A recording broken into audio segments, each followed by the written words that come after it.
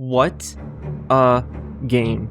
If you missed out on today's game between the Lakers and the Suns, I feel bad for you because you missed an incredible game. Let's roll into some post-game analysis from this basketball battle. But before we do that, if you're a fan of the NBA or NBA 2K21, stay tuned and subscribe to the channel. I'm planning on rolling out tons of content for this year's playoff, so stay tuned. Roll that intro.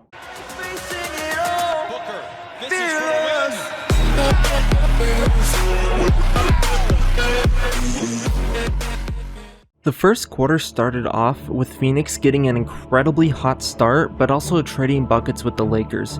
Booker and Paul were also producing while creating many of their own shots despite tough double teams from Los Angeles. DeAndre Ayton was playing uncharacteristically as he looked like an animal. He was dominating the boards, dominating the paint in a way that I've never seen him before. Phoenix was also playing the passing lanes incredibly well, and LA was just throwing some completely lazy passes. Meanwhile, for the Lakers, Drummond looked absolutely terrible, and the Lakers looked so much better with him off the floor. Los Angeles, like I said, played Booker incredibly aggressively, doubling him and Paul nearly every time they touched the ball. But Phoenix ended the quarter on a run, and they ended it winning 32-25. Into the second quarter, Phoenix continued their momentum until Chris Paul had a nasty fall on his shoulder and had to leave the game. Los Angeles then went on a run, making it close, and LeBron started to play more active, and him and Harrell had an incredibly good duo going. Phoenix underwent a complete collapse after Chris Paul left, killing a lot of the momentum they had built up. Their offense slowed down, and LA began focusing on Booker even more, having a constant double team, pre-rotating on him, or having a defender shadow him. But this only did so much in slowing down Booker, as he still finished the first half with 19 points. About 6 minutes into the second quarter, Phoenix went into a zone on defense, and this was a tactic that actually worked quite well for the Heat last year in the finals. This did a great job in slowing down LA and stopping the bleeding from Phoenix. Los Angeles was not able to hit any of their shots today. Rolling into the third quarter, Los Angeles started playing a more lax defense with less double teams on Devin Booker. Paul had entered back into the game, but he was also not the same player that he was in the beginning. He was making veteran plays. For example, on a play, he passed the ball off to Jay Crowder and then set a nice screen for him, allowing Crowder to get the open deep shot. But Paul was not looking like his regular self. He had a very awkward shooting motion where instead of really shooting the ball, he would just pull it back over his shoulder and launch it without much accuracy. I think he even ended up airballing a few shots in the second half. He was also unable to dribble as he simply just lost his dribble 4 or 5 times in the second half alone, giving the Lakers easy plays and stopping the Suns' offense. Bridges was having an uncharacteristically poor shooting day. I think he only went 2 of 7 from the field. He was making good defensive plays though, as he was doing a good job shutting down LeBron and playing the passing lanes. Ayton continued to embarrass Drummond, and he was also helped by poor defense by the Lakers in general. Los Angeles had all of their centers playing screens up to stop the mid-range. For example, if Devin Booker went around the screen, then either Andre Drummond or Anthony Davis, they would play up on the screen, but then this would leave either Dario Saric or DeAndre Ayton to roll down to the hoop virtually uncontested, and this was allowing both of them just to go off down low. And a big surprise as always, Davis was not playing in the paint very much. He spent most of this game at power forward, at the mid-range, or at the three-point line. Phoenix took advantage of this as there were times where they just left him completely wide open, and they did a great job stopping him from getting into the paint. This was despite the fact that Davis was matched up against Mikal Bridges and Jay Crowder, guys who are a lot smaller and shouldn't be putting him to as much trouble as they are. But Davis ended up going 5 of 16 this whole game because he took a lot of poor mid-range shots. The game may have also ended by the time halfway through the third quarter. Phoenix went on a massive run, making the score 71-56. Los Angeles was down to only 2 timeouts left with 6.5 minutes remaining in the third quarter.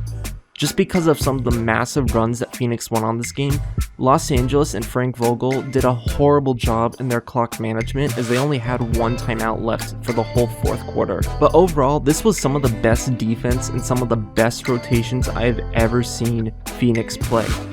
As they've kind of been said earlier throughout the season, this team isn't a spectacular team. There was an article published by the NBA a few weeks ago Phoenix had the second worst one-on-one ISO defense in the league, yet their defensive rating is still top 10, meaning much of their defense comes from good rotations and good team defense. That is what we saw an example throughout this third quarter and really throughout this whole game was Phoenix just making good rotations, good plays, and playing the passing lanes.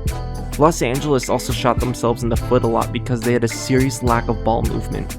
Sometimes players would wait standing around the arc for 5 or 6 seconds at a time, then try forcing a pass as the shot clock went down. Not only is this slow pace bad to play with when you're losing by a decent amount, but it also just looks ugly and it looks awful, and there's just no real offense being generated by the Lakers. Phoenix actually didn't shoot any free throws in the first half, but then Booker went on a mini run, making 6 free throws in the last few minutes, making the final score at the end of the third quarter 81-68. Phoenix started the fourth quarter off pretty sloppy. They had a few bad plays, and LeBron actually had I believe he started off with a tough layup and an and one to start off the quarter.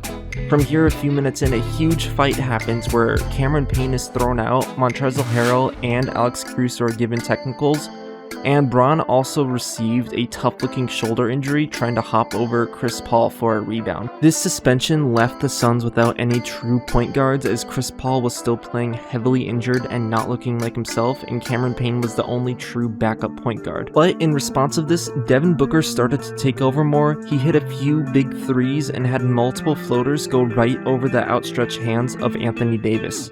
LeBron overall did not look like LeBron, and this Lakers team looked incredibly different from how they did just a few days ago against Golden State. Despite a late push by them, the Lakers ended up losing this one 99-90. Devin Booker balled out. He had 34 points, 7 rebounds, 8 assists on a 50% field goal percentage. He also played 45 of the 48 minutes and established himself as a true leader. Chris Paul has been getting a ton of credit, rightfully so, where Devin Booker has kind of fallen to the side, but Devin Booker definitely took that back as he carried this Suns team. He also broke the Suns franchise record for the most amount of points in a debut playoff game. Like I said, DeAndre Ayton had what was probably the best game of his career. 21 points, 16 rebounds, played incredibly physical, and just outplayed Anthony Davis today. He dominated the boards and the paint. This is the center that Phoenix thought they drafted a few years ago. Chris Paul was noticeably injured and may have difficulty in this series. He had trouble shooting the ball and dribbling it today. He still had a good impact defensively, and with good leadership, he was still critical to this win. Every time he went onto the floor, he got a huge applause and a huge roar came out of the Suns fans. Just having him there was huge for Phoenix. Davis played absolutely awful. 13 points, 7 rebounds while shooting 30%. He had little impact on this game and just couldn't do anything, having a plus-minus of -18. LeBron James is just not back to full strength. He had 18 points, 7 rebounds, and 10 assists.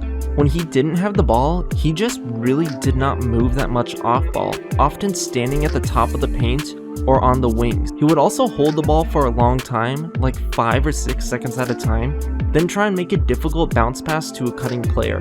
Not only is this bad offense, but they're risky passes that don't always turn out, and they ended up with him having 5 turnovers. He had forced passes, but then with the ball, he did not play very aggressive trying to shoot it or trying to drive to the basket. Andre Drummond was a complete joke. He was almost out of position on defense every single play. He did do a pretty solid job rebounding, but when you're Andre Drummond, that's the one thing you're expected to do. But this dude literally could not score unless it was an open layup. Harrell played huge for the Lakers. He had 12 points in only 15 minutes. He brought a ton of energy and physicality off the bench and did a good job challenging Ayton, and he was one of the 3 players to have a positive plus-minus. I have no clue why the Lakers did not play him more. But this guy only played 15 minutes while Drummond was getting exposed almost every other play. There is no excuse why Harrell should not have been on the court. So now let's take a look at what needs to be done to win the series. For Phoenix, don't stop, don't let up, and don't fall for the trap. This was one of the most fun games I think I've ever watched Phoenix have, just with the amount of energy both they and the crowd have. Phoenix needs to keep this energy up. Not just in the first game, not just in the second game, but on the road games and a possible game 5, 6, and 7. they cannot for a second believe that the game or the series has been won. With the way that Paul went down, he may be out for a few games. Booker needs to continue to carry this offense, especially without Chris Paul. Phoenix needs to be intense but cannot play too emotional. They need to continue their good defense and rotations. They need to play aggressive on Anthony Davis. Let anyone else except Anthony Davis beat you. Double team him, play physical, keep him out of the paint. And overall, Phoenix needs to be ready to win a few games without having Chris Paul. Alright, for Frank Vogel and the Lakers, Andre Drummond has got to go. He should not be playing more than 15 or 20 minutes per game. Anthony Davis or Montrezl Harrell needs to be at center with way more minutes going to Harrell. Drummond was a huge negative on both offense and defense. I think just by playing Montrezl Harrell, a lot of things would change positively for LA. Los Angeles does need to play a little less aggressive defense on Phoenix. Booker is an incredibly underrated playmaker, and Phoenix has a lot of capable shooters. They keep giving the shooters opportunities when they double Booker and leave someone open. Stop doing that. LeBron and Davis, you guys just need to figure things out. You guys need to get healthy or change something. Neither of them looked good. Neither of them looked like the true selves that we all expected them to be. LeBron was way too pass heavy and not the attacking, slashing LeBron that the Lakers desperately need right now. The Lakers flat out just need better spacing. There was one play where the Lakers had 4 guys in the corner with LeBron James just standing on top of the 3-point line. So basically, all of the players were on just half of the court with no spacing, giving LeBron the only option to drive left.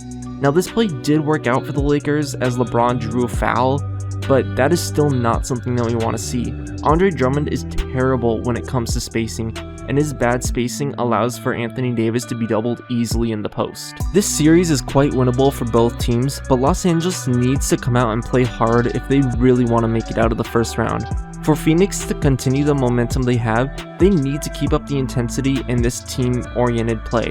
They need to be prepared to win a game or two without Chris Paul. Alright guys, that is all for this one. If you guys actually liked my analysis, go ahead, like this video and subscribe to the channel. I'm going to be pumping out as much NBA playoff content as I can. And that's it for this one. I'll catch you guys on the next one.